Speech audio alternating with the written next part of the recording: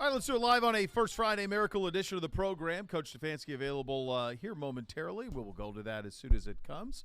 How you living, buddy? I'm good, man. I'm good. You know, I like beanie season. I'm not afraid of a little. I love that beanie. A hoodie beanie season. Yeah, we got to get you one of these, right? Aren't we still working on that? Well, I don't have any authority in this building. Well, neither do I, but no. I'm trying. I'm going to work on that. Certain places I have authority. You have great authority. Great authority in certain areas. Places of great importance. Of some consequence. Yeah. Not I here. would say. Not here. I don't think that's true. I think you do have some authority. There used to be swag looks great today. Yeah, the swag. This is swag. This is peak swagness. Yeah, he's great. And here's the deal. Early winter, late fall. Early winter, late fall is his peak time, and it's because of the layering. Yeah, he knows how to layer. He's got things layered out in a way. I mean, he's a walking catalog. Got Coach. Here's Coach at the podium. Football team.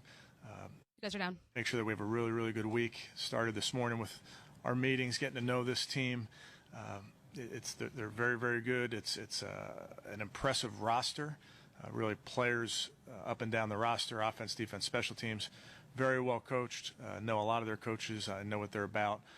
So they play good football. So, like most weeks, to go on the road and try and find a win versus a really good football team, you got to make sure that you do all those things that we talk about in going on the road, taking care of the football, playing sound, playing complimentary, all those things. So really today is about getting to know Buffalo and then getting out in the field and getting some work done. So with that, I'll take any questions. Kevin, the snowstorm that's getting ready to hit Buffalo, could that impact like when you guys go down there? And then are there other contingencies you're looking at that could impact the way you prepare for the game? I'm sure it could. I'm sure some people are having some conversations about that. I'm not in that circle right now. They'll fill me in, need to know.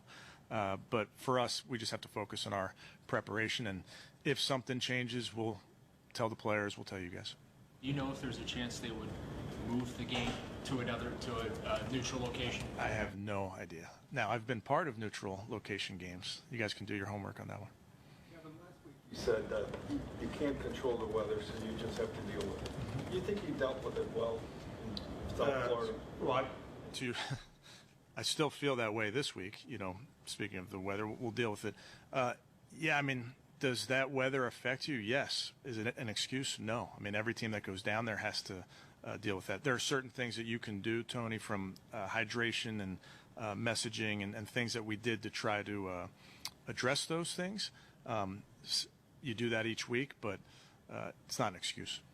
Early in the game, as early as the second quarter, that guys were winded and lethargic. Did you see it that way? Yeah, I mean, it's hard because I don't want to dispute that it was hot. But every team that goes down there and plays Miami, you're in the sun for the first half. That's how their stadium is designed. So you're going to be hot, and that's why we tried to rotate as many guys as we did. But again, it's part of the elements of football. It's an outdoor game. It's what we have to deal with. Are you going to give Deshaun first team reps this week? Yeah. Obviously, as you guys know, Deshaun can practice today. He was able to be part of the walkthrough for the first time this morning. So I'm not going to get into the specifics of what reps he's getting, what Jacoby's getting, what Josh Dobbs is getting. We really don't do that for any of the guys. But it's going to be good to have him out there at practice with his teammates. Is it going to escalate as you get closer to him playing like more and more? Yeah, I'm not going to get into specifics. But, again, this is the next step for him, and it's good to have him back out in the field. Kevin, it's one of the ones we ask the players questions, and actually Deshaun is a subject. So how do you keep that from being a distraction as you prepare for the Bills? We talked about it this morning. Jeff, he's eligible to practice with the team, but what's important is that we do everything we can to find a way to get a win versus Buffalo, and that's where the players' focus is.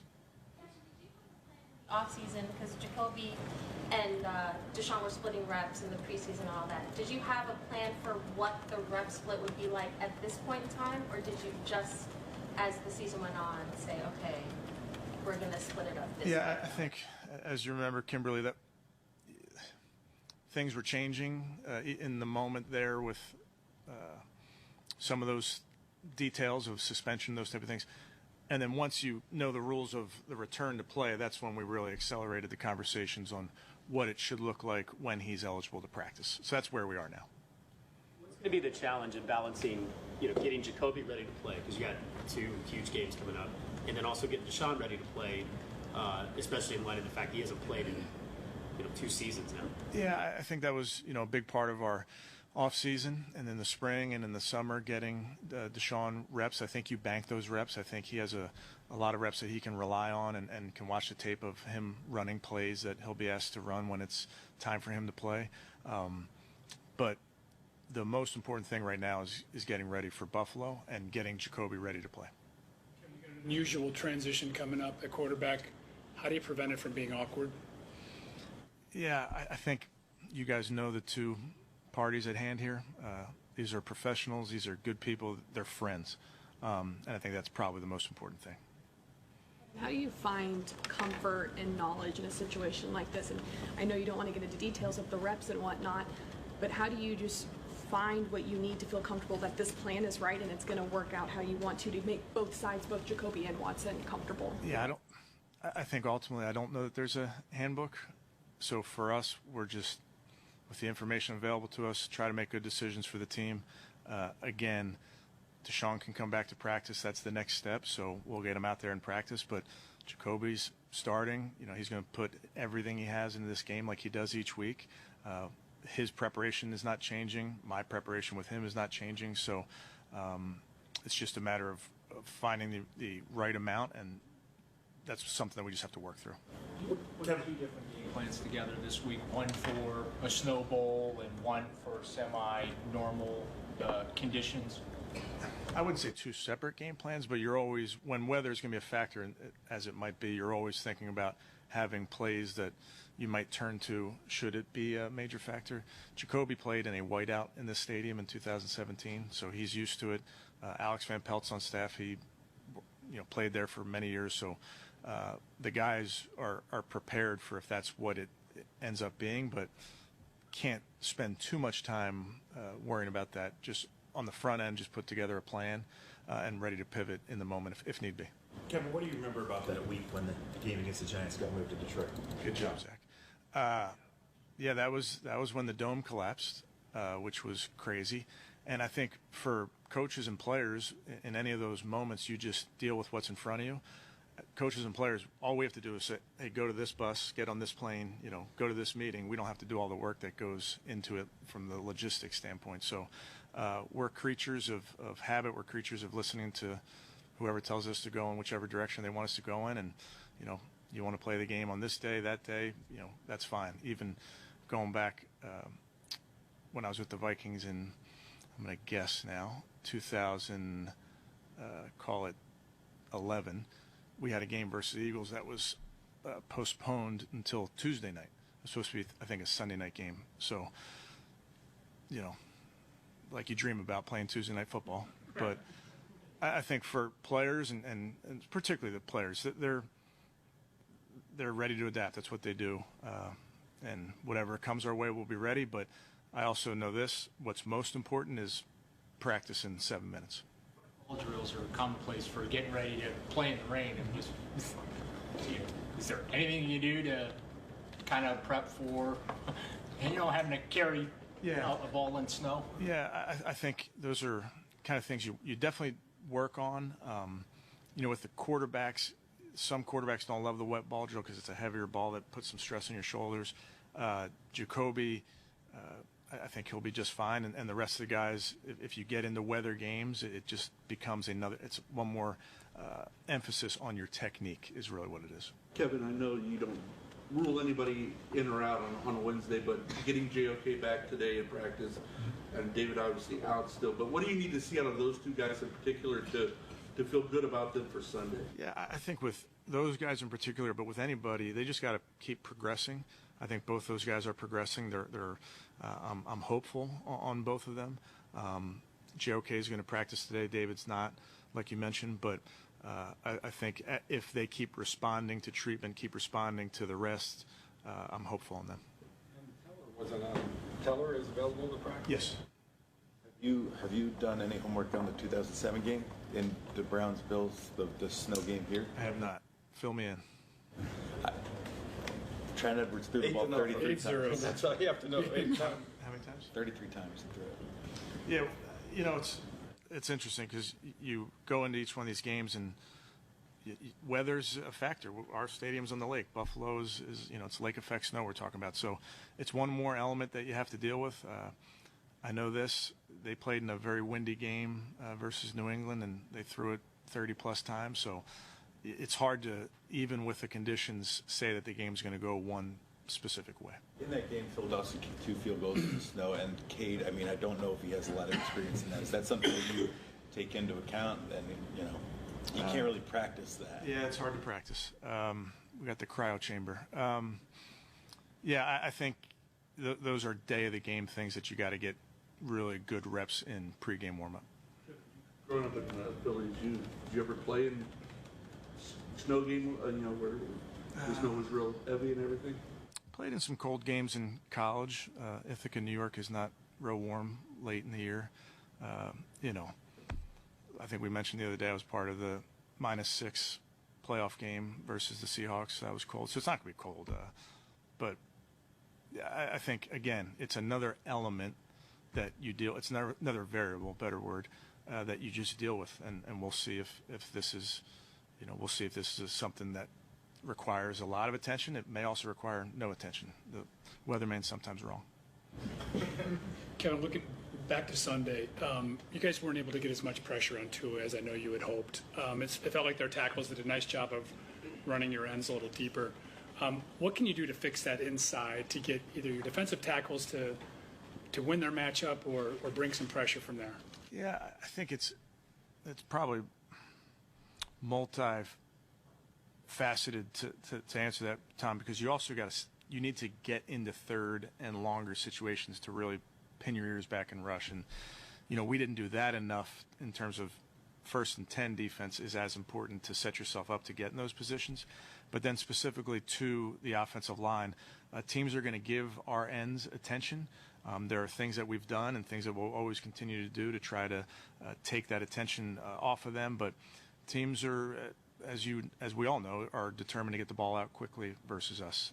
And that informs us in how we rush and informs us in how we cover.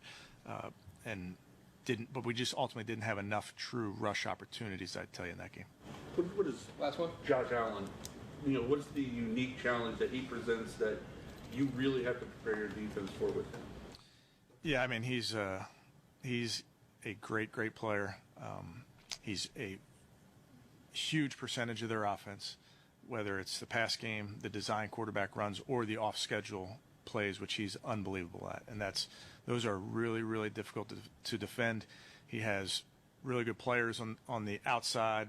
He's got a good offensive line to protect him. But when he wants to buy time, and he's a huge threat to run as a big body that can he's hard to get on the ground. And then he's a huge threat to keep the play alive and survey the field for what feels like forever. And then find Stephon Diggs. They have a great rapport. I know Stephon well. He's one of the most competitive players I've ever been around. He's super talented, can track the deep ball, strong hands. So you just have really impressive weapons on his perimeter that these plays go on for, a while. So you have to be ready for that. That's really hard to mimic in a practice setting. But in game, you talk about playing through the echo of the whistle. Those plays they take some time. You really, until he's down on the ground or until it's an incomplete pass or until you've, heard that whistle, the play's never over with him. All right. Thanks, guys. Yeah. All right. A couple of things there. Just from the perspective from the Watson perspective, they were asking questions about Watson, and Jake asked the direct question, will Watson get first team reps? And Coach answered that and was trying to get back to, we got to get ready for Buffalo. That is a very fair questioning from the standpoint, all of this is, but I mean, just from the standpoint of that's where this storyline is for this season right now. Yep. That's their job. That's your job out there as fans. You want, what's it going to look like when Watson gets back? Because we've seen 9 games. Right? So we know what it is at this point, and that's his job is not that. His job is to beat Buffalo this week and give his team the best chance to win, all the while preparing Deshaun Watson to play as the season comes along. One of the things Coach said there was banking the reps. That's a really tough. I don't buy. I know what he's trying to say. I get it. I think what he's saying, and tell me if you agree with that. What he's saying is he's going to, like, our concepts and what we want him to do versus certain coverages within the flow of our offense. He's gotten reps doing that, so that part will be is already there. But throwing the football, game speed, all of that is not there. No, he's going to be starting, like camp. Yes.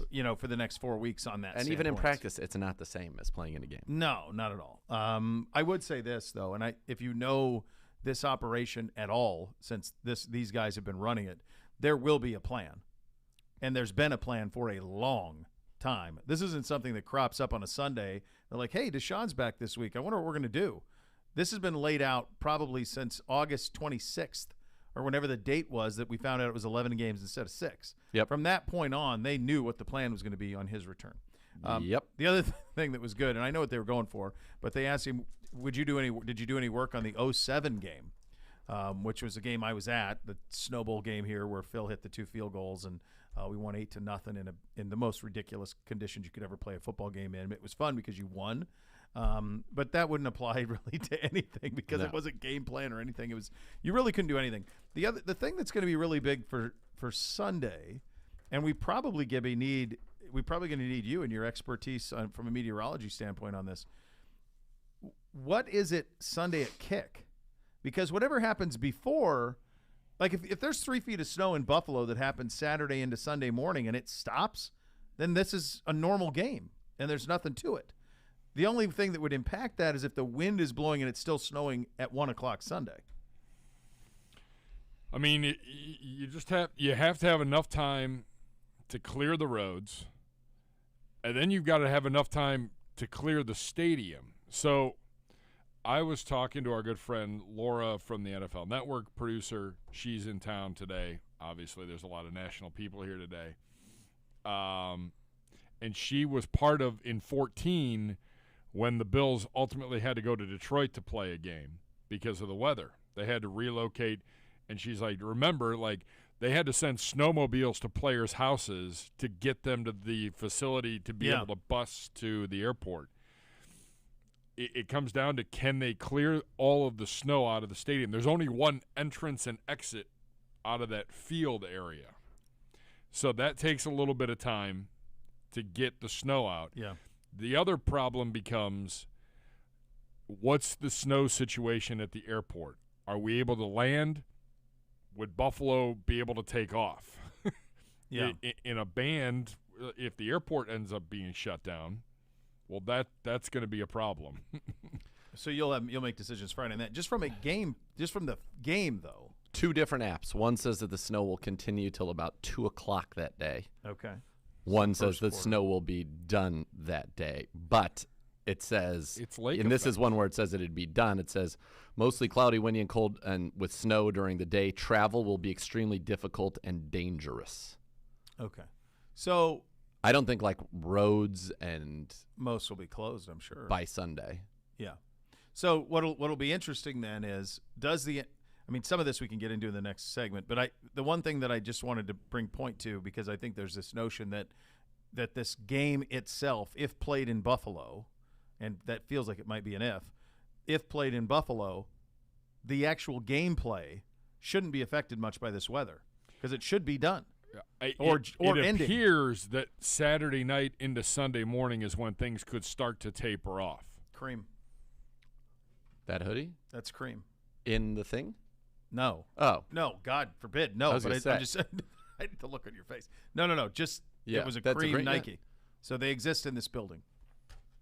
Or he got it. It was a cream Nike Browns? Correct. Was it the one that I showed you? No, it didn't look like it. Okay. But I just saw the cream.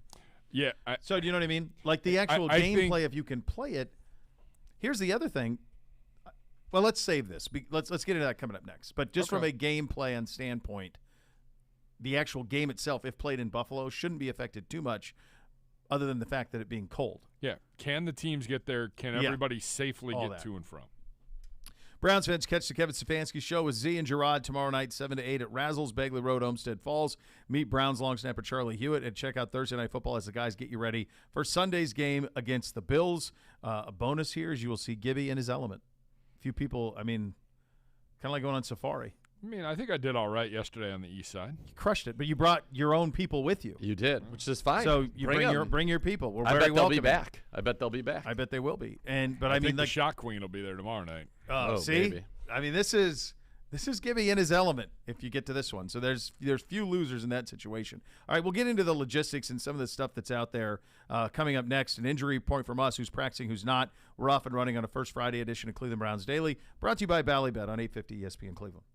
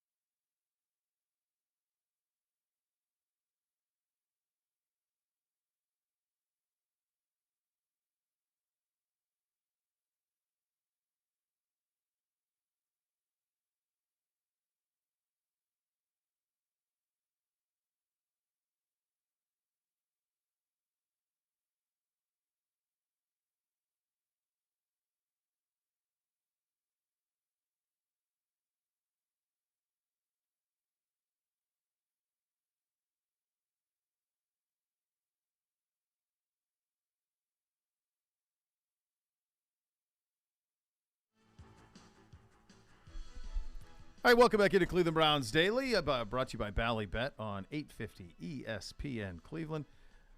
I want to tell you about my great friends at the Bath Authority.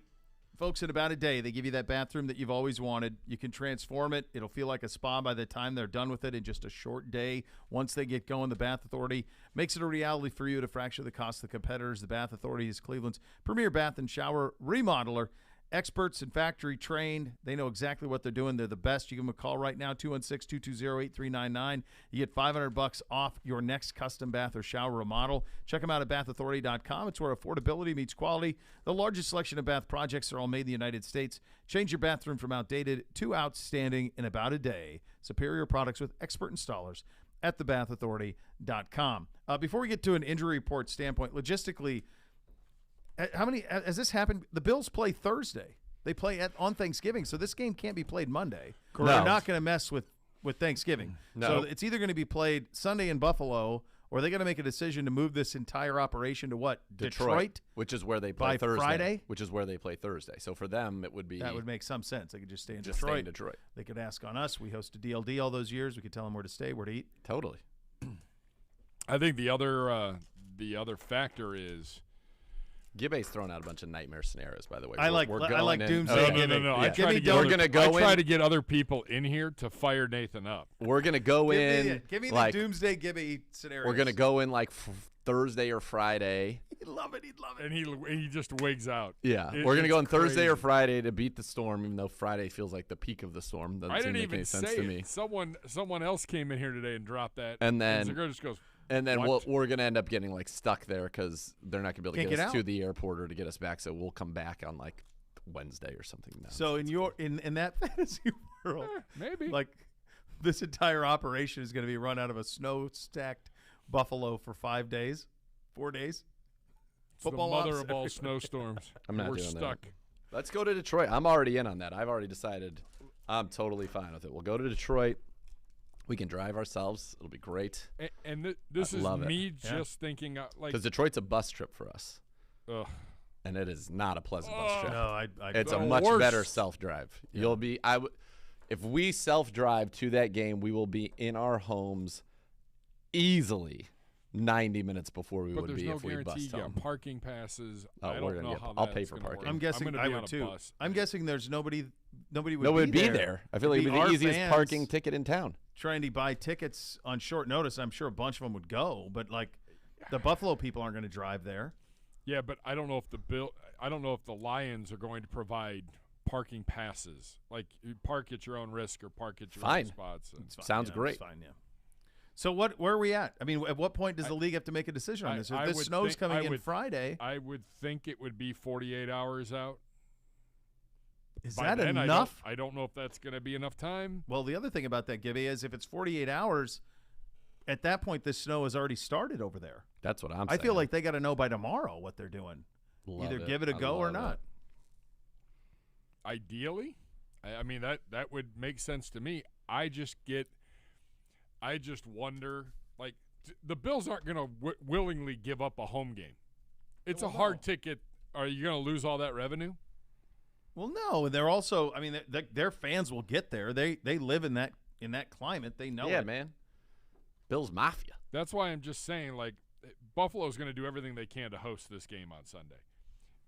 Is there a possibility, and I'm just throwing it out there, I have Segura and I are blind. No one knows anything. We're literally waiting to hear from the league on what happens. But right now, we're scheduled to fly out Saturday afternoon to Buffalo. Okay. So here's what I think is most likely, based on the but information at is my there a chance, disposal. Is there a chance they push this back to like a 4 o'clock, 6 o'clock, just to give them a few extra hours if they need it to clear out the stadium? They could go to 4, probably. I think here's the other thing that's actually – so I have not spent a lot of time in this area. In fact, I've never been to Buffalo. It's actually fun. I'm sure it's great. But I'm looking at this thing and I'm saying to myself, all right, so let's say you were going to fly into another city and then bus to the game. The problem from the look of it is the places that you would fly into, like, for example, I mean, you're not going to deal with customs, so you're not going to go to Toronto. So Rochester, Syracuse, Ithaca, they're all going to be in the same path. Yeah. So there's no place south of Buffalo And Now, I don't. feel North like that would might be a work. Nightmare scenario if we got stranded somewhere on a highway on a bus. Yeah. Zagura's head might implode. Actually, I might be in. Right now, you guys are flying Stop Saturday, it. right? Yes, we're flying Saturday afternoon. I feel like that's not going to happen. I don't know. I think you got to fly Friday or you don't fly. I mean, that's what it comes down to. Can either A, we fly in, or B, can they fly out? Yeah, and they could fly out, but I think that needs to be known. Like they need to leave like tomorrow. tomorrow. If they're flying out, they need to fly tomorrow. Would be what I would say. I would think so. And I would say if you're flying in, you need to fly tomorrow.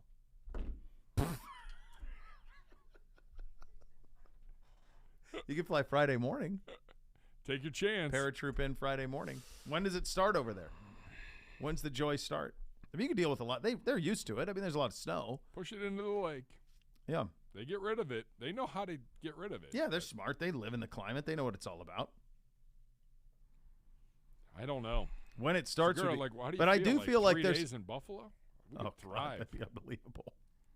Look at the poor I'll go kid. get us some snowmobiles. He's got We'll Pedro for we can 10 go days. cruising.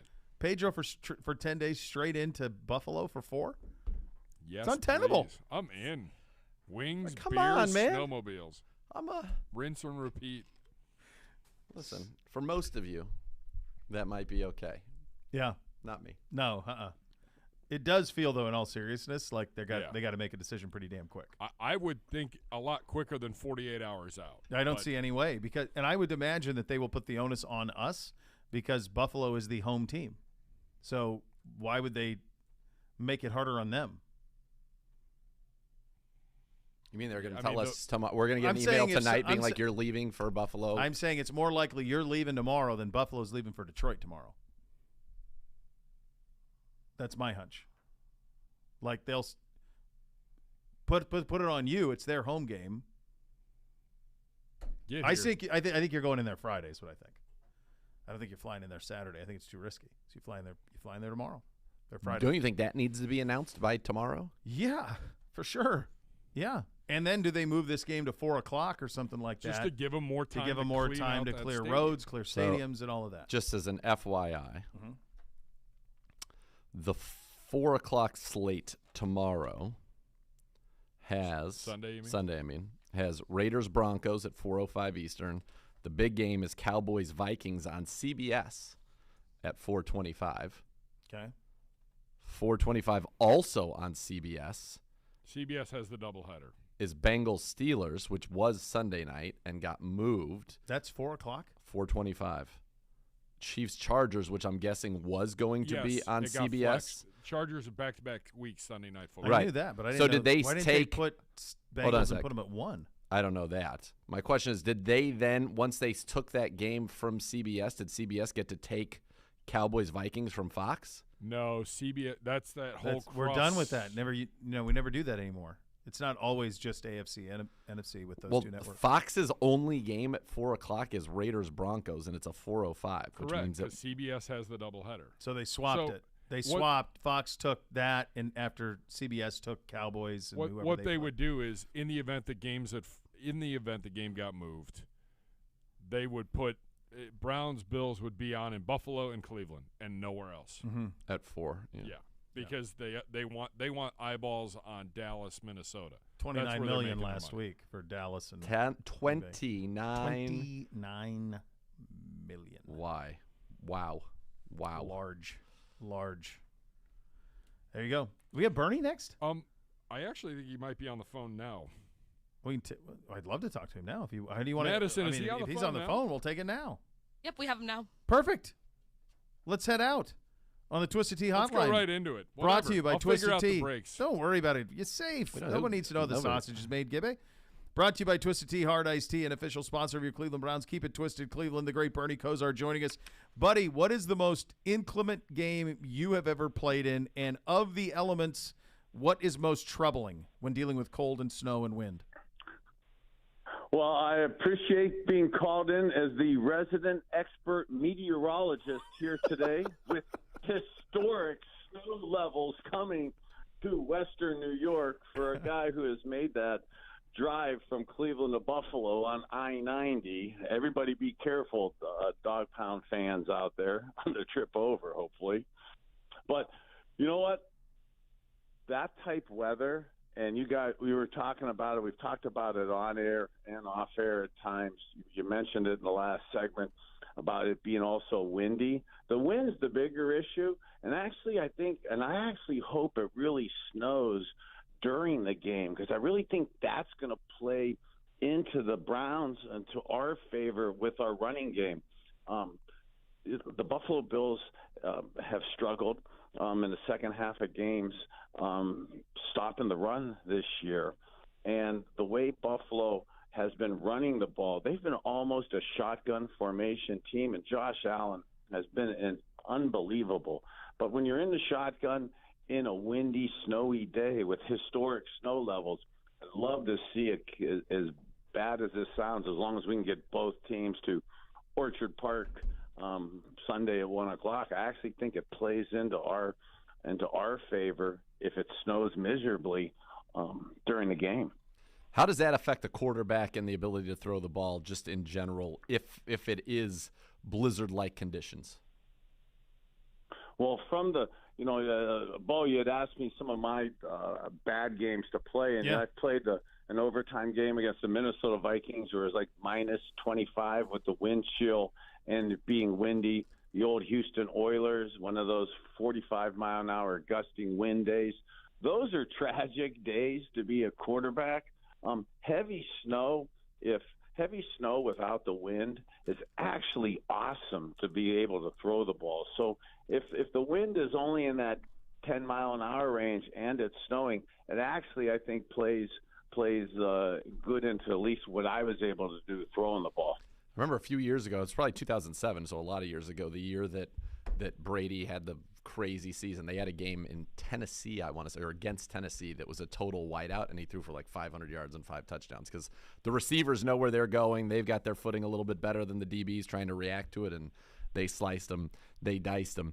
Now, Bernie, you were down there in Miami. And on top of that, that miserable field conditions absolutely plays into our offensive line getting back on task this week, because rushing the passer in field conditions like this absolutely slows it down. Just like that Browns-Buffalo game was, I think it was 8-0 back in 2007. The pass rush becomes negated. Yeah, and certainly we could use that. Unlike what I rudely cut you off from when you were, I think, asking me about this past weekend in Miami. So the antithesis weather was and Nathan, congratulations. You're doing awesome up in the booth and stuff, and what an awesome time to get promoted, to not have to be on the sunny 110-degree sidelines the other day. Yeah, I'm going to miss that and miss a blizzard. It's great. Yeah, I mean, that was the home field advantage. I forgot, it was an emotional weekend for me, having the honor to have played for both teams, to have been on those sidelines. I'd been on the visiting team sideline in that horrid heat like that, and actually forgot about it because my last few years I was in the shaded side on the home team. And literally, not to sound like a spoiled athlete, but the difference between sun and 110 degrees on your sideline and then a nice cool 78 degrees on the home team sideline. I mean, it was I know our team's been somewhat criticized for lack of effort or intensity. There is a genuine fatigue factor there that's not an indictment of the team. I'm just not sure how you could practice like we've been practicing up here for a few weeks and then be subjected to that type of heat and humidity and then be able to be at 100% your physical peak. That was a tough ask.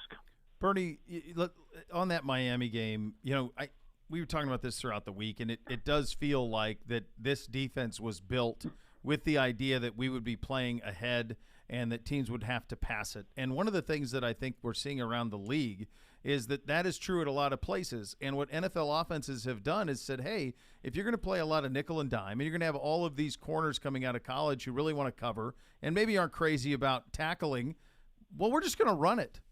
And we've seen that a lot as this season's gone along. It's a yin and yang, right? And it feels like the league is now saying if you're going to build teams this way, we're plenty happy just running it. The idea that we lost a game where Tyreek Hill and Jalen Waddle had a combined 110 yards, it's almost impossible to wrap your head around, but it happened and in dominant fashion for Miami.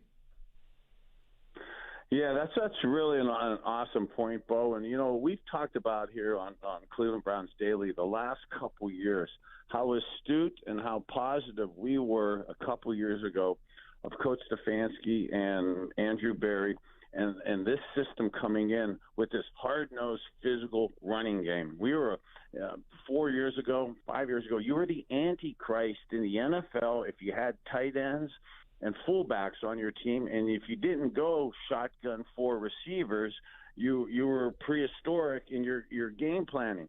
That started evolving about 3 years ago. We astutely, offensively with the Browns, we're ahead of the curve, recognizing the lack of physicalness and the lack of running games, and we got ahead of that and implemented what we now have in terms of this physical running game. I do think, though, we probably misread that other teams were going to, because plagiarism is the best sign of flattery, and it absolutely happens all the time in life and for sure in the NFL. And when other teams started watching some of the things we were doing and also realizing that there was maybe a void of physicalness, of tackling and things of that nature, were regressing, trying to get that bigger, tougher running teams like Vrabel's doing in Tennessee, like we're doing in Cleveland, like Baltimore is doing with Lamar Jackson. Not really equating our personnel on offense or on defense to be ready for what some of the other teams were doing, like we were doing. Just like we're able to take advantage of the Bengals because they're set up to pass the ball and to stop the pass, and we're set up to run against them. Teams like Baltimore have better success against us because of their physical stuff of running the ball, and I think that's the evolution from a defensive perspective that we need to match up with bigger people to be more set up for those running type teams, as opposed to 3-4 years ago where 95% of the league, to almost 100% of the league, was a finesse throwing team. And Bernie, to your point, one of the things I look at every week when I go through, and one thing you can see is size. You can see weight, girth. And you look at the interior of our defensive line. Jordan Elliott's 300 pounds. I think that's probably generous. Taven Bryan, 290. Winfrey, 290. Togiai, 290. And that is probably very generous on Togiai. You go and look at what we faced last week with the Miami Dolphins. Raekwon Davis, 335. John Jenkins, 340. Christian Wilkins, 315. Zach Sealer, 305. Is that something that, maybe we made a little miscalculation on in the middle that we don't have? And I know people say, oh, well, they're just 2-down players, these 330-pound guys. But you need some of those 2-down players, right? Yeah, Nathan and Beau, we spoke about this in the offseason. It's been preseason. This was one of, mine and ours kind of elements of possible concern was not having size up the middle. And, yes, you absolutely need that type of size and girth up there, almost like when we're talking about the Dolphins and their size, almost like when I did that guitar smash against the New England Patriots. So, being on the sidelines, being where they are, and seeing the massive size. I mean, they passed the eye test with monsters getting off the bus. Not only just from the aesthetic side, but there's a physicalness of establishing a line of scrimmage that you're absolutely able to do with that. All right, I want to ask you. By the way, I think on that guitar smash, there is a lot of adrenaline to it. It really does, though. When you do it in front of the visiting team like that, that's right in the tunnel where the visiting team is preparing to come out. So they're watching that, and they're watching you kind of do the entertainment side of it. That really, there's certain teams in particular, because I was down there for the Patriots. I don't want to swear here on the radio, but that really got them mad. Okay, that you don't want to. I don't know if we want to elevate the visiting team as much as they were elevated before that game. So that didn't help us that day. That's for darn sure. Bernie, I want to ask you about getting to be down there and getting to see Tua. and what Mike McDaniel is doing in offense. They run motion on more plays than anybody. They have RPOs and play action on more plays than anybody. And Tua reminds me kind of like a throwback quarterback in the sense that he does not have the strongest of arms. In fact, the ball at times looks like, Phillip Rivers at the end of his career with a lot of arc on it. But his ability to throw with anticipation and to be precise in his location despite throwing it so much before guys are out of their breaks was kind of stunning to me. And I thought that offense, and they did whatever they wanted to the Cleveland Browns. But what did you think of Tua and just the way Mike McDaniel schemed that thing up against us on last Sunday? Well, I love Tua's sense of timing. I had a chuckle. Boomer Esiason called me, busting my chops about how he thought Tua's sense of timing, the way he floated the ball out there so damn early, reminded him of watching me on the sidelines in the old Bengals-Browns game, which I thought was a kind of a cool compliment. Yeah. To get Mr. Big Time to call me up and throw me a couple bones like that. But to watch Tua, 26 for 33, 296 yards. Joe Cimino, there is the equipment manager for the Miami Dolphins. Joe and Charlie were the same equipment managers for the Miami Dolphins when I was there. And Joe said that in all his years, 30-plus years in the NFL, he has never had a quarterback jersey that clean after a game. And I don't say that as an indictment of our pass rush or anything. I say that as a compliment, Nathan, to what you astutely pointed out of Mike McDaniels and that game plan. Since he had those 2 concussions with, ironically, the same bad doctors that I had in the 90s giving me all those same concussions, since he's had those concussions, Mike McDaniels has really implemented that motion and shift personnel grouping with the RPO game and using Jalen Waddle and Tyreek Hill to get him into that intermediate passing game with the trade of Wilson. They're a dominant offense, and with Tua being able to anticipate his throws and have the confidence to throw them out there, and that Mike McDaniel, Kyle Shanahan type offense that we're familiar with Mike McDaniels for the year he spent here in Cleveland 5-6 years ago. I love that type system. But one thing I forgot, I actually had a holistic conference down in Miami, and the Dolphins stayed at the same hotel. So I got to spend Saturday night with Tua and Mike McDaniels at some of their meetings and stuff. And to go into their quarterback meetings and to see, like, also their pass game coordinator is Darrell Bevell. And Darrell Bevell was actually one of the QBs in my quarterback room with me, Marino, Jimmy Johnson, and Gary Stevens, who kind of taught us all how to run routes. So to have kind of that West Coast Mike McDaniels, Kyle Shanahan offense implemented with that Don Shula, Jimmy Johnson, old school passing games that Darrell Bevell knows. I mean, oh God, I had a bad feeling for our Browns Saturday night when I pieced together all of those little puzzle parts there. That they have an impressive setup going on right now. Bernie, I'll get you out of here on this one. Anytime you're down in Miami, I know that it's special. And one of the things that was making the way around the weekend was the Sports Illustrated cover that you and Marino shot in '84, and then of course it comes full circle towards the end of your career where you're down in Miami with Marino on those Dolphins teams. What do you remember about that? The SI cover shoot, was that one of those ones where you guys were in? Obviously, you're both in Miami. Did they come and get you guys together? What do you remember about that? And when you land in Miami, how quickly does that all come full circle? It really does come full circle pretty quick. To have been at the game and to watch the game with Danny and to spend time reliving it, and actually to be on the sidelines. I didn't think it was going to be that emotional for me to actually be on the sideline, to kind of be there with some of the Browns front office and coaches and players, and then to be there with so many of my old Dolphin teammates and Danny, and to be flat out sitting on the sideline where I can remember on a Monday night game, Danny getting hurt and me getting the opportunity to come in and play against the Steelers. It was just spectacularly awesome to be a part of that. I was super honored and humbled. It's great. I love seeing it, and we love that you give us a little bit of time every week. Yes. Thanks for giving some of it today, It's a buddy. treat.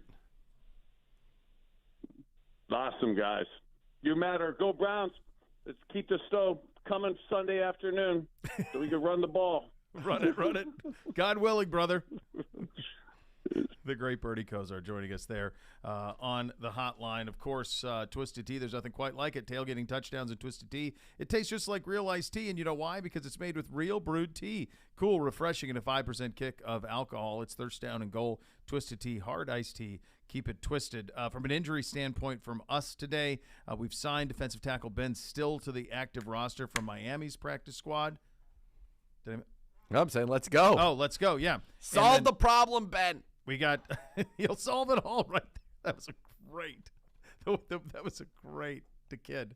It was incredible. Come on, Ben, plug the middle.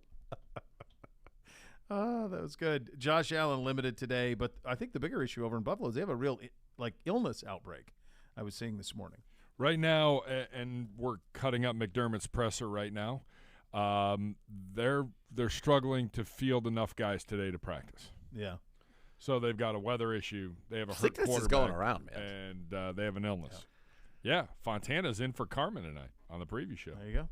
I got. Do you have? Are you still reading things? Or do you have time for two random asides? By the way, following Browns will not practice today. Okay. DeAnthony Bell, concussion. Yeah. Michael Dunn back. Okay. David Njoku, ankle. There you go. Michael Dunn is back, or he's not practicing They because are not. of a back. Those three are not practicing Yeah, today. good. Go ahead. Good. What do you have? All right, I got. Well, one's a public service announcement. Okay. And I'll do that. I'll tease that because I imagine we do have to get some breaks, even though part of me wants to filibuster. Yeah, I've already worked it out. And I've already timed everything out. We're fine. And not let Gibbe do anything. According to an NFL spokesperson, the league has been monitoring weather in Buffalo and has been in touch with the Bills and the Browns. That's per Tom Withers. It doesn't say what they've said, but there that is. So yesterday, I got a public service announcement that's going to come up, which is an important one I want everybody to listen to. But yesterday, so I was somewhere. I don't want to say where to give any, but there was somebody who was in attendance. Okay. A big gathering. Okay. Wearing a mask. Their spouse was wearing a mask. Their child was wearing a mask. Okay.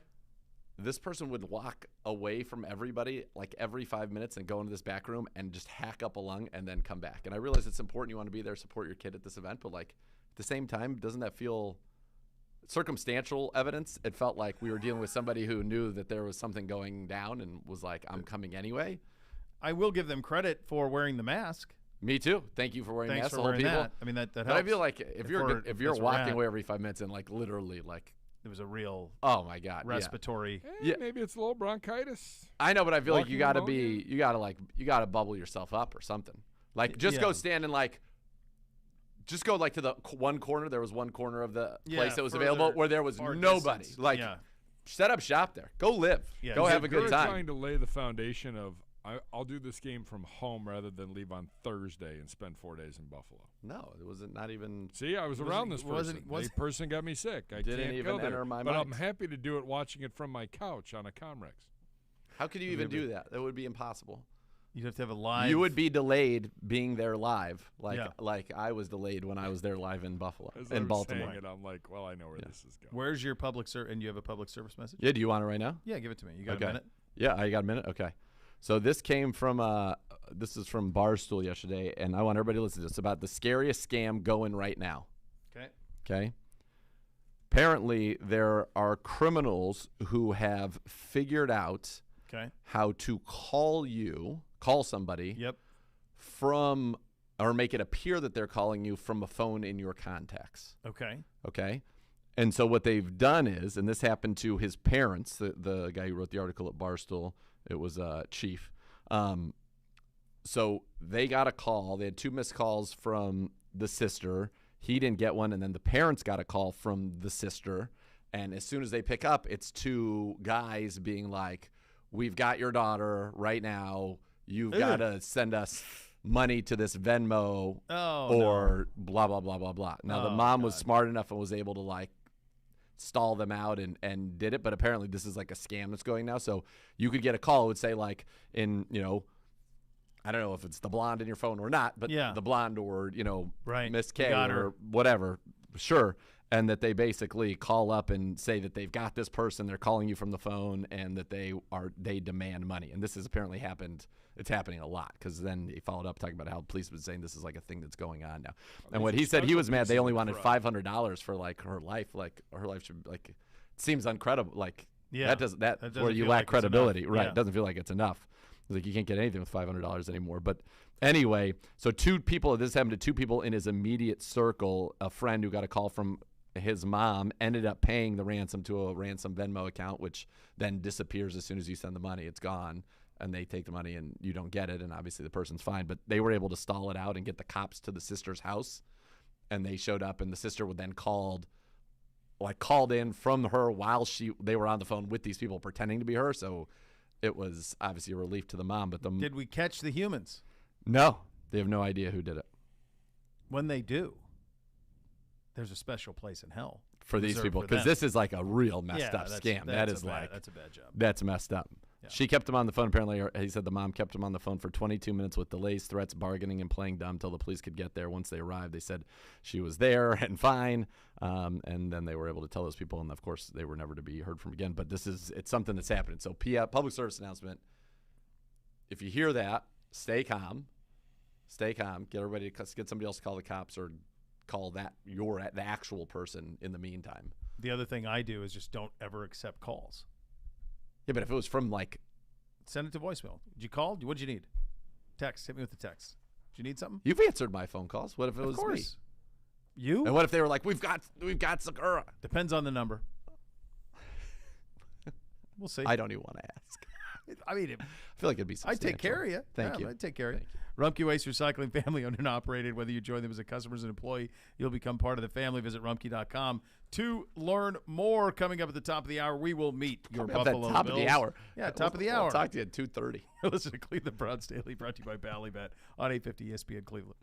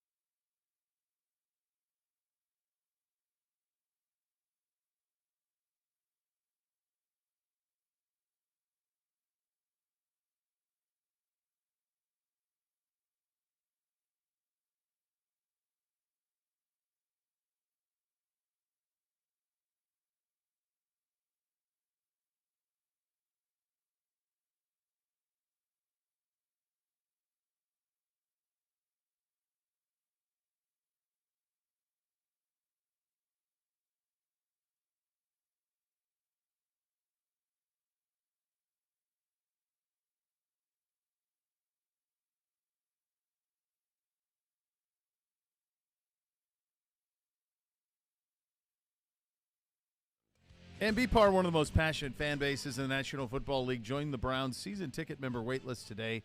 Your best chance at securing tickets for all home games in future season. Don't miss out. Go to clevelandbrowns.com/tickets or call 440-891-5050 to reserve your spots today. Time to meet your 2022 Buffalo Bills. Just 6-3 after that robust start, tied for second in the AFC How East. great would it be to be like a robust after a robust start, just barely 6-3. Yeah. They enter Week 11 on a 2-game losing streak. They lost an absolutely impossible game to lose, where you have the ball with under a minute, and all you have to do is execute some snaps. You win. You got to do sneaks that gain no yards 3 times in a row. Yep, that was the objective. That was it. They didn't. They fumbled it, Nope. And so 33-30 to the Vikings in overtime. Sean McDermott is their head coach, and with that, we meet the Buffalo Bills, and for that, we need Dr. Zeke. Oh, the Buffalo Bills are good. Take a look at my sheet. You can look at it from afar. Look at all that green. You can only be green if you're top 8 in the league, and they are good. Defensively, where are they top 8 in the league? Or I'm sorry, that's only if you're top 5 in the league that you get to be green. Top 5, bottom 5. Where are they, though? Top 8 in the league, top 10. They are 8th in total defense, 2nd in scoring defense, 7th in rushing defense, 7th in sacks, 3rd in takeaways, 3rd in the red zone, 8th in yards per play. As an offense, they are 1st in total offense, 2nd in scoring offense, 10th in rushing offense, 2nd in passing offense, 1st in third downs, 8th in sacks, and then 5th in big plays, 1st in yards per play. 2 areas that they're bad. Mm-hmm. Dead last in turnovers. Josh Allen leads the league with 10 interceptions. And they are 21st in the red zone, producing either a touchdown or a field goal on only 73% of their trips. No team's ever gone to the Super Bowl below 75%. And in the red zone, it's been a little bit rough for them, especially of late. Let's start on the offense. Josh Allen right now, 3,029 total yards he's got. I'll say it again, 3,029 total yards. Sheesh. He's thrown for 2,733 with 20 touchdowns. He leads the team in rushing, 476 yards, another 4 touchdowns right now. His 3,029 total yards lead the NFL. They are the 3rd most in NFL history through 9 games, keeping up with Peyton Manning in his record-setting 2013 season. Then people forget how good he was, Andrew Luck in 2014. If he has 337 total yards against the Browns, it'll be the most in the NFL history in the first 10 games. 24 total touchdowns, 2nd in the NFL. He's produced 112 since 2020, most in the league. But it's been a tale of 2 seasons for Josh Allen. First 6 games, 67% completions, 330 yards passing per game, 17 touchdowns, 4 pick, 110 rating. Last 3, 58.8%, 251 yards passing, 3 touchdowns, 6 picks. He's got 2 interceptions in each of the last 3 games, 67.2 rating. His 10 interceptions lead the NFL. 6 in the last 3 weeks lead the NFL. 4 games with 2 or more interceptions lead the NFL. Part of the struggles have come in the red zone, which we'll talk about more as this goes on, but how about this? First 67 games of Josh Allen's career in the red zone. 79 passing touchdowns, 2 interceptions. 110 total offensive touchdowns, 5 total giveaways. Last 3 games, 2 touchdowns, 3 picks in the red zone. He's thrown more picks in the red zone in the last 3 games than he did in the first 67 games of his entire career. Best deep ball thrower in the league, passes more than 20 yards in the air, 22 completions, 815 yards, both most, 7 touchdowns, 3rd most. Stephon Diggs is unbelievable. He is 3rd in the NFL in receiving yards and touchdowns. He's got 90 yards or more in 5 straight games, 4 catches, 4 games over 100 yards in that one. He's got 72, 985, and 7 already. People are putting up numbers as receivers that sound like really good season numbers in 9 games. 72, 985, and 7. Career highs. He's just behind Jefferson and Hill, right? Yep, that's right. 3rd. Career highs in targets per game, receptions per game, yards per game, and touchdowns per game. He's been great, and he's been good for a long time. I thought this was an interesting factoid I came across. 6 straight seasons with 800 yards receiving and 6 touchdowns. 6 straight. Only Jerry Rice, 11, Chris Carter, 9, Marvin Harrison, 8, and Larry Fitzgerald, 7 have had longer streaks than that. And he's been very good. They can throw the bomb to Gabe Davis. In the 4 games in which he's caught a touchdown, 16 catches, 426 yards, 5 touchdowns, averaging 27 a catch. 4 games without a touchdown, 8 receptions, 118 yards, no touchdowns. But they get it done vertically. Their ground game, they don't do much there, although Devin Singletary scored twice last week, which were, by the way, the first 2 rushing touchdowns of the season for him. They have 3 running back touchdowns on the year. But Allen is great. One thing to note, not good in one-score games. Since the start of 2021, who'd have had this? 2-9 in one-score games. 18% winning percentage, second worst in the NFL behind only Justin Fields. And the other guys on the list, it's like Fields, Josh Allen, Lawrence, and Davis Mills. 2-9 in one-score games. Weird. It feels like an anomaly, though, doesn't it? I mean, it's a big sample size, feels like though, it. but it's so strange. I will say he's been a totally different quarterback the last, early in his career. It was a struggle. Like, we didn't know if he would. Yeah, but that's just since 2021. That's the last 2 years. Yeah. 2-9 in one-score games. That means they've blown a heck of a lot of people out. It's weird. That's what it means. Yeah, it means really they blow weird. people out. They are similar to Cincinnati. If you're looking for a silver lining as a Browns fan, they are similar to Cincinnati in what they do. Shotgun, they're fifth most in the league, basically same percent as Cincinnati.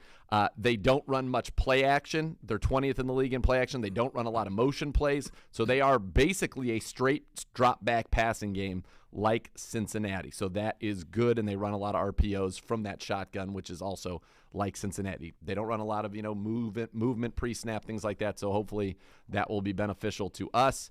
So that's them on offense. In a nutshell, it's Josh Allen throwing to Stephon Diggs, Josh Allen running the ball, Josh Allen hitting bombs to Gabe Davis, and then McKenzie mixes in.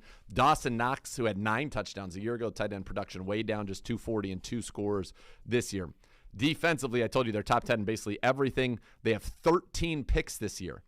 They have 4 players with 2 or more interceptions. We have 3 interceptions as a team. How many we had as a team? 3.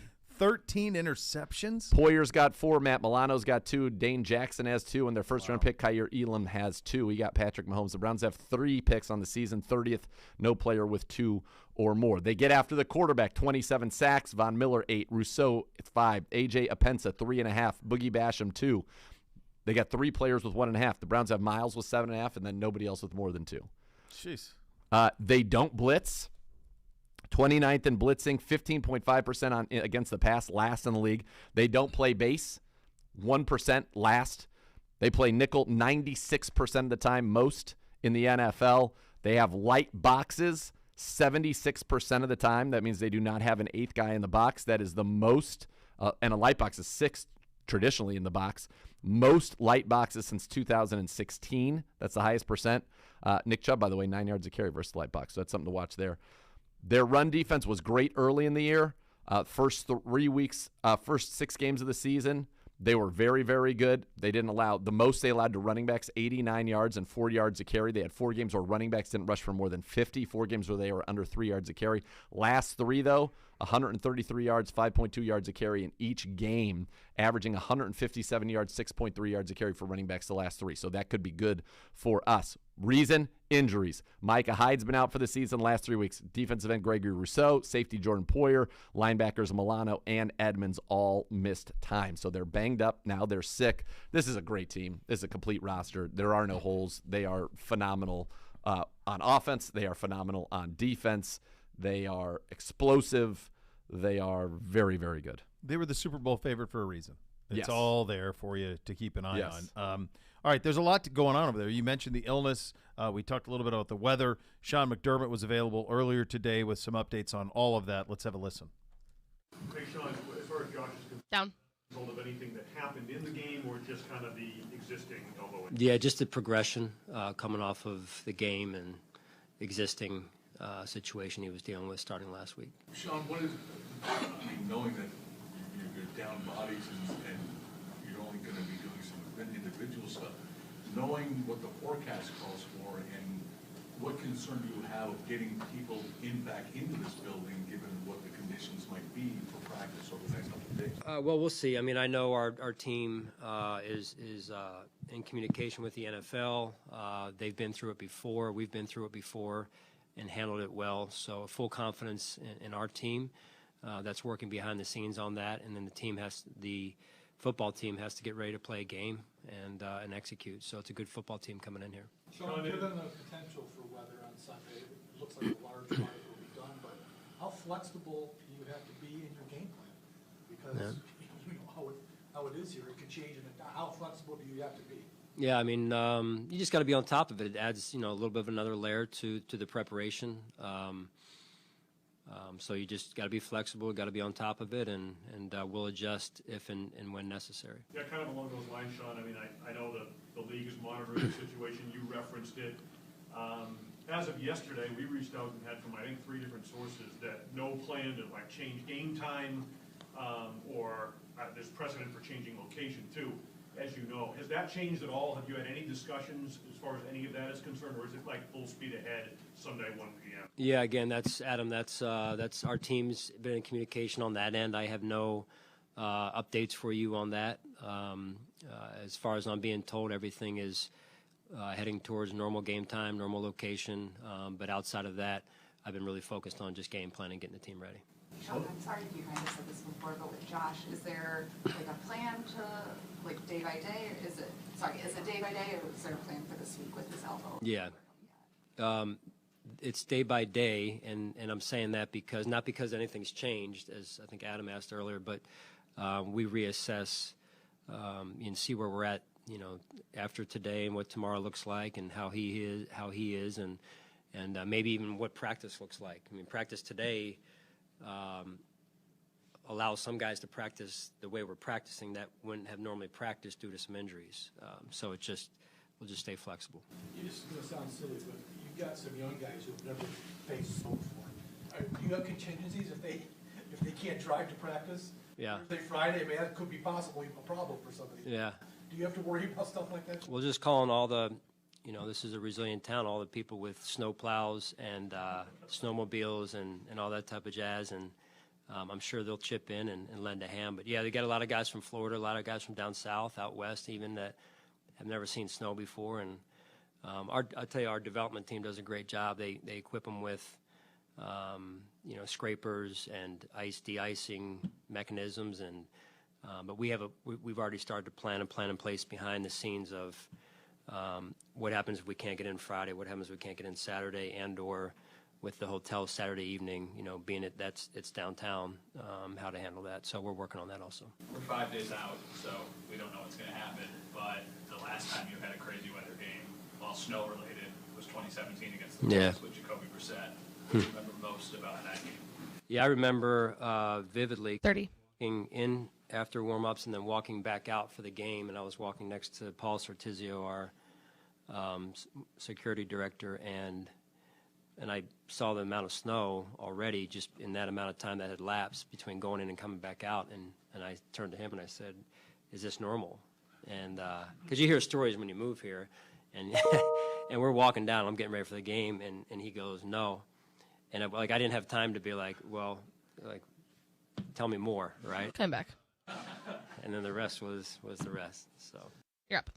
All right, there you go. There's Sean McDermott over in Buffalo, where we will play theoretically on Sunday. There's a new way to cheer on your Cleveland Browns with the help of your favorite four-legged companion.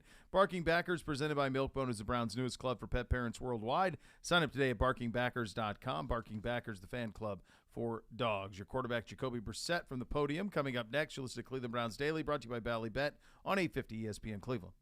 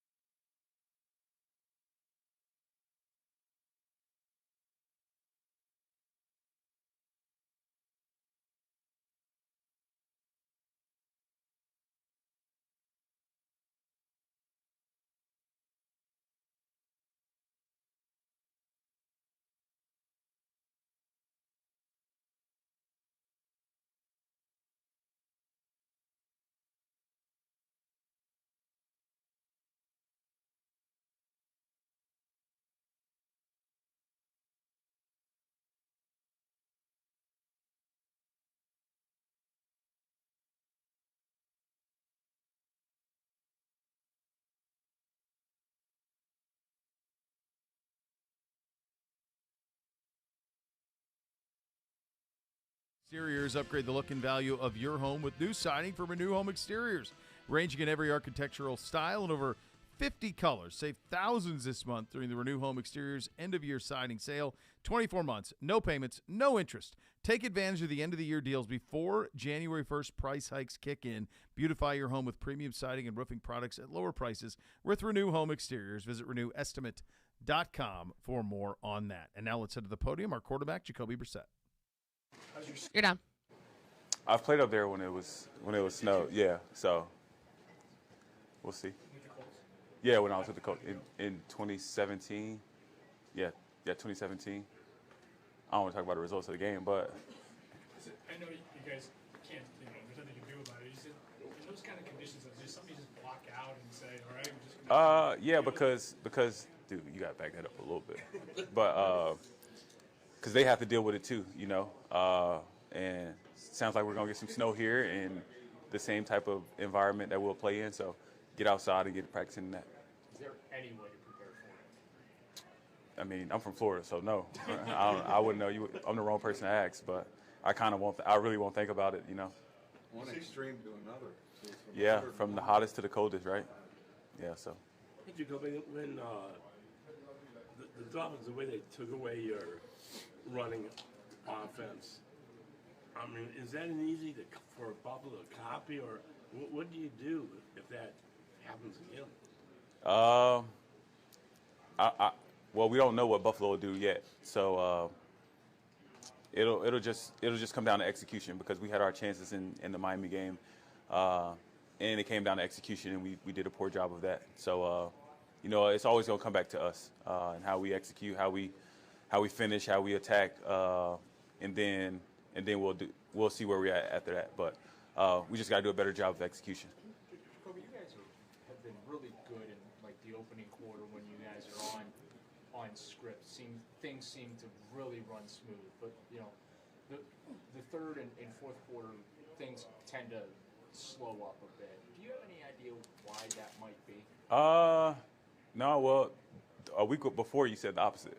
So this week is just so week to week, and we just got to be better. Honestly, it's just like I said, it really comes down to execution, and even in some of those games where we have been really strong in the first quarter, but we still haven't scored on every possession that we've had in the first quarter.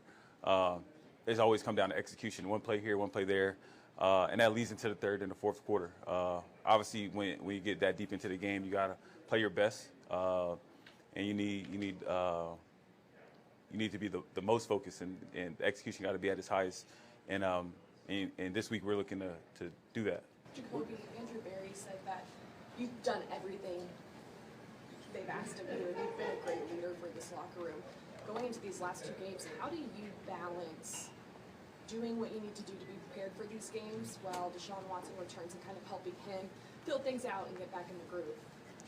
How do I do what that's not my job to balance it. It's the coach's job to balance how he splits things up and stuff like that. I just got to go out there and prepare how I always prepare, do my job, and then control what I can control. And that's something I can't control, and I'm honestly not trying to. Are you comfortable with 30. The coach has to incorporate Watson without taking away from your game? Oh, yeah, for sure. We've talked about a lot of things going into practice and stuff like that, of how things will be split up and stuff like that, and I feel confident that I'll be more than fine going into the game. How will things be different with Deshaun out there in practice? Will it be good to have him out there and just kind of...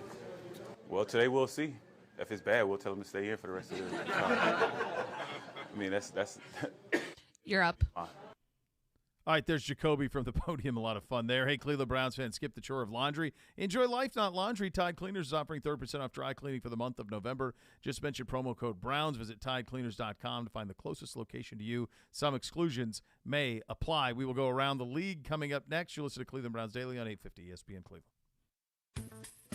You're down. For you to support your Cleveland Browns with the help of your favorite four-legged companion. The Barking Backers Club, presented by Milkbone, is the Browns' new club for dog In owners Madison, we can worldwide. stack here, and then we'll just take. Membership allows fans to connect do a their longer furry family segment members than with the 50. Browns through special. Sounds good.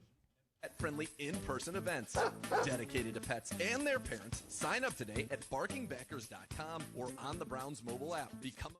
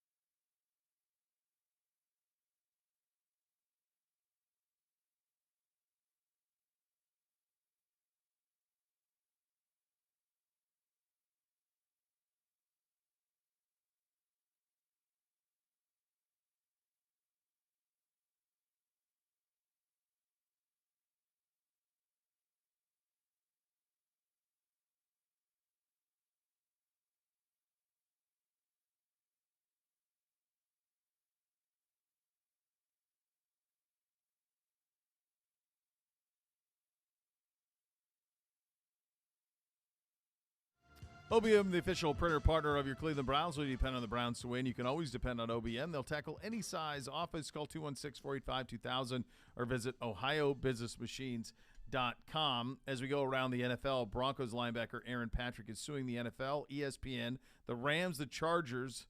Why ESPN? Over an ACL tear suffered during the Broncos-Chargers Week 6 game on Monday Night Football. The lawsuit claims Patrick tore his ACL as he tried to avoid colliding with an individual on the sidelines and slipped on the mats covering cables for the league's replay monitor, all a result of unsafe conditions.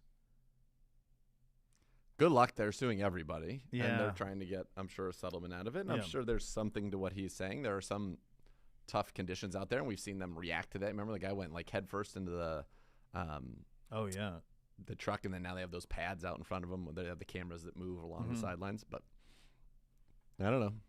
I mean, I feel bad for the guy because it's probably I've never heard of Aaron Patrick before, so it would lead me to believe that his ACL tear is probably the end of his career. Feels like it. Yeah. Josh McCown in St. Louis? Yeah, he slid on the cement and then like cracked his ribs.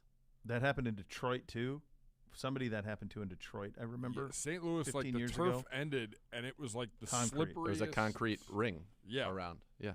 So that's the way that it would go. I also saw Rodgers, among others, pushing to go all grass everywhere in all of these stadiums.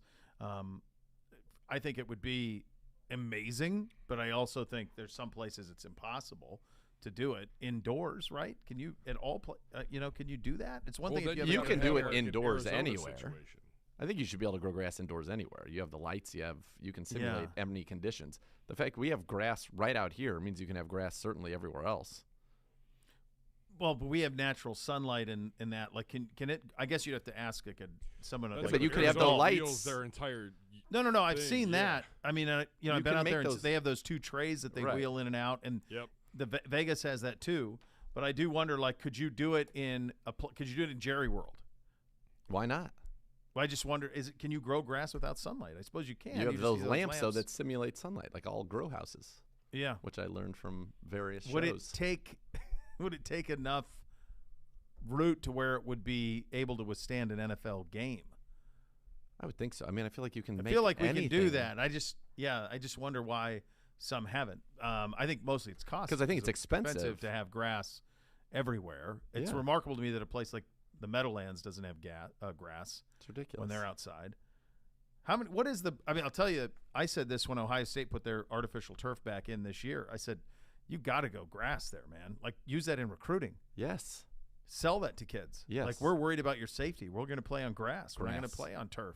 I've seen in the 6th grade this year, buddy of mine's son basically shredded his whole knee.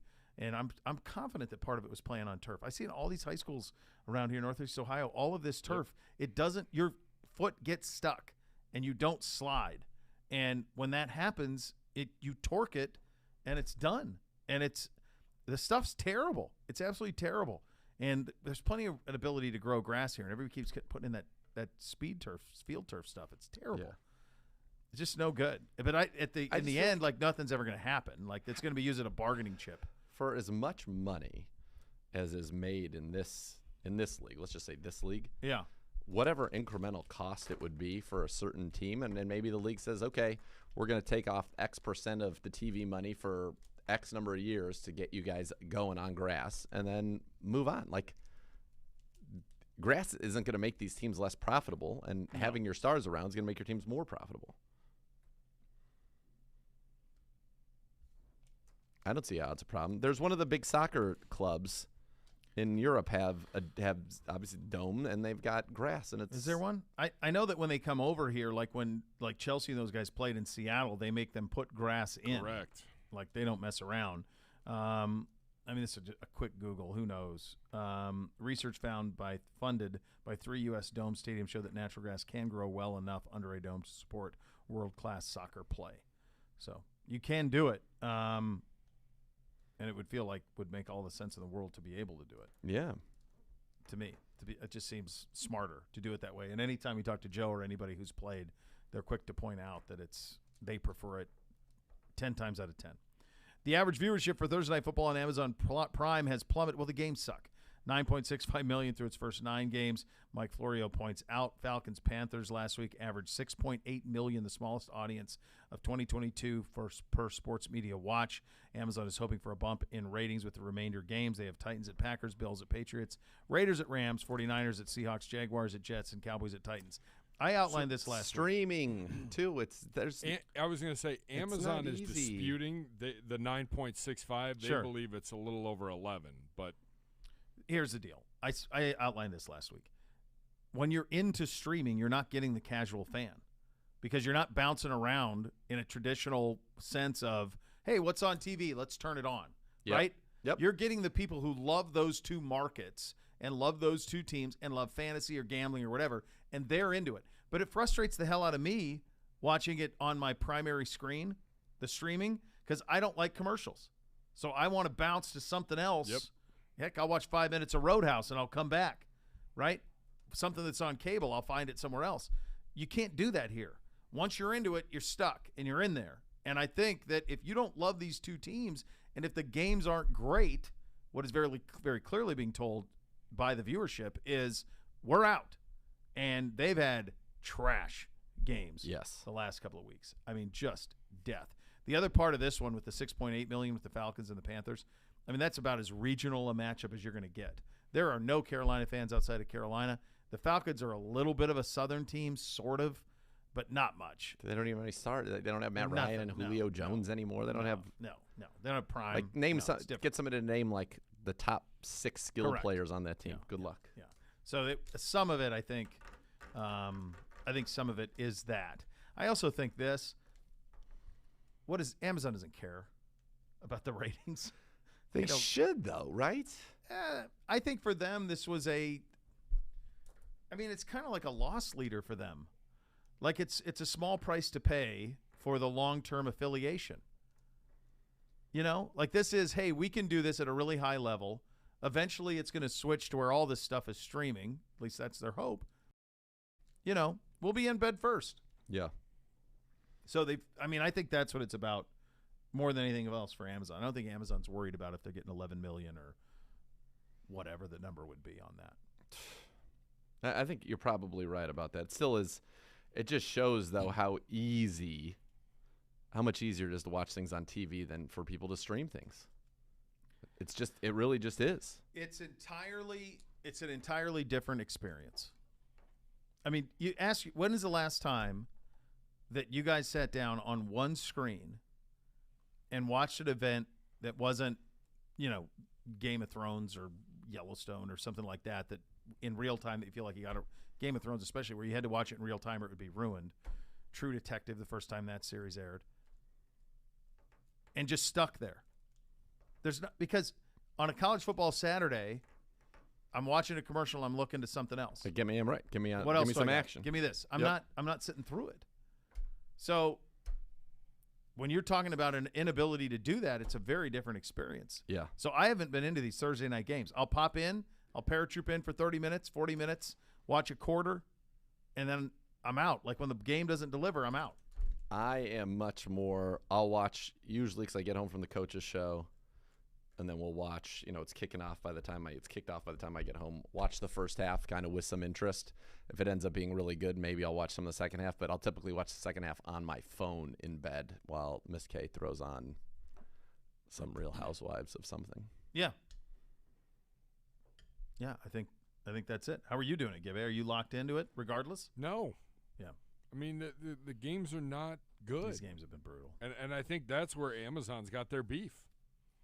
I mean, yes, they may not totally care how many people, but at the end of the day, like they're paying a lot of money, and you're getting some garbage games. And I get it. Thursday night, the rule has always been, if you're not going to Europe, you usually have to make at least one appearance on Thursday Night Football. Yeah. Every team. Well, I mean, that's why you end up getting Texans-Eagles. Yeah. And last right, week's and debacle. you have to think, do you want to do Texans-Eagles, bad team, good team, and hope the good team draws? Or do you want to have like 4 or 5 marquee matchups and know you're going to have some turds? And it's always been that way. I mean, you used to get, remember they'd wear those color rushes and you get the Jags in those like diarrhea unis against the Titans and powder blue. I think you also have to, there are certain franchises in this league, and I think almost in a way divisions in this league that they are very regional. They are not national. And I think the AFC South and the NFC South, those teams are really kind of locked in by and large to their areas. There's not a Jacksonville fan base. Well, it didn't exist for forever. Right, their expansion. The Texans Carolina, are new. Right. Yeah. I mean, the only team, Tennessee's new. Yep. Texans are new. Panthers are new. Jaguars are new. The Falcons are established. The Colts are established. Who am I missing? Bucks. Did you say Bucks? Bucks are established, but very regional. For the longest time, they were a nothing. Saints. And Saints are probably the biggest fan base brand of that. And the brands still matter. It's just like in college football. The brands still matter. But what we want most is good games. And the best example of that is what happened in college football over the weekend. Alabama, Ole Miss did a huge number. And you can't get more regional than Tuscaloosa, Alabama, and Oxford, Mississippi. But it was a great game. Right? And so we will find we're getting pretty smart. Speaking of college football playoff rankings yesterday stayed unchanged, 1 through 5, Georgia, Ohio State, Michigan, TCU, and Tennessee. If you were to hook the College Football Playoff Committee up to a lie detector test, their dream scenario would be this. Georgia wins out, Ohio State wins out, they beat Michigan by a small margin, and Tennessee wins out. TCU loses and then therefore are eliminated. USC loses to USC would be fine, though. You could put them in there. I think if they could have it their way, they'd go Georgia 1, Ohio State 2, Tennessee 3, Michigan 4, print it, and watch the ratings go. The fly in the ointment's TCU. They are undefeated at this point. If they're undefeated, they're going to get in. USC. Have they played anybody? They played the Big 12 schedule. They beat Oklahoma. Texas and Oklahoma, but they're all down this year. They're not. Yeah. No. But if they're undefeated and they're a Power 5, they're getting in. USC could be a fly in the ointment here, although they would love to have USC in, which is why they have them at 7, despite the fact they haven't really played anybody. USC's last 3 games are all against ranked teams. They play UCLA, they play Notre Dame, and they play Utah, most likely Utah, in the Pac-12 championship game. So they would play 3 ranked teams. Utah already beat them? They did, but it was in Salt Lake. So if they could get them neutral, then I think you'd love to put USC in this thing. I mean, you'd love that. Now you got. If it was, you would want a 1-loss USC team you think would go in over a 1-loss Michigan team if they barely lose to the Buckeyes? Because USC would be a conference champion, they'd be the Pac-12 champion. So I think that they would prefer that. That's why and I don't know if you agree with this or not. I feel like we've talked about it, and maybe you agree, or maybe you don't. But that's why I think it just needs to be 8. Get the 5 Power 3 champions in, or the Power 5, the 5 Power 5 champions get in automatically, and then there's 3 at larges. Yeah, they're going to go to 12. Which is going to be really awkward. 12. So they're going to do first 4 seeds get buys, and then they're going to do 8 from there playing in. And the teams 5. That's too many. Of course it is. Teams 5 through 12 will play at home venues. So for example, if that were in play this year, Georgia, Ohio State, Michigan, TCU would all have buys.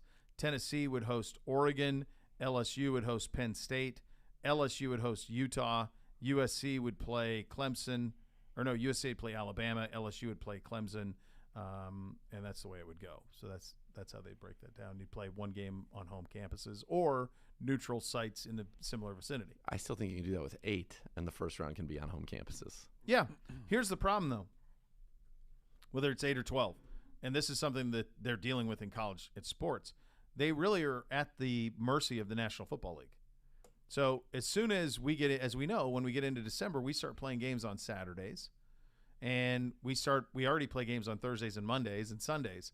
So the college football doesn't want to compete with the NFL with their playoff. But there's games. never. So they're hoping that there are weeks where they can play these games and not have to go head to head with the NFL. But couldn't they just tell the NFL They could ask. I don't think they can tell the NFL anything. The NFL plays on Saturday to replace college, but if college was But would the there, NFL give those back up? Would they give Saturday up? I mean, that NFL Network triple header Week 15 that we're one of the candidates to play. Right. That's an all-day Saturday. That's I want to say it's a 12:30, 4:15, 8:15. Yeah, that's what it'll be. Yeah. But that's because there currently is nothing then. So they basically are at the mercy of the NFL. Hey, will you give us these Saturdays back so that we can play straight through? Because they still want to do the champions, like first weekend after New Year's is what they want. They want the college football playoff series games, semifinals, to be played as they are, either on New Year's Eve or New Year's Day. They should always be New Year's Day. Yep. And then 7 days later, they want to do the championship. But they don't want to go up against NFL postseason. So that's why they always play it on a Monday, is to avoid the competition. Yeah. Your NFL, some fantasy notes and news. Broncos head coach Nathaniel Hackett announces wide receiver KJ Hamler will miss the next few weeks due to his hamstring injury. Cardinals have designated wide receiver Hollywood Brown to return from practice. Return to practice from IR. He is eligible to play as soon as Monday night against the 49ers. There you go. All right. So much more to come. You listen to Cleveland Browns Daily on 850 ESPN Cleveland.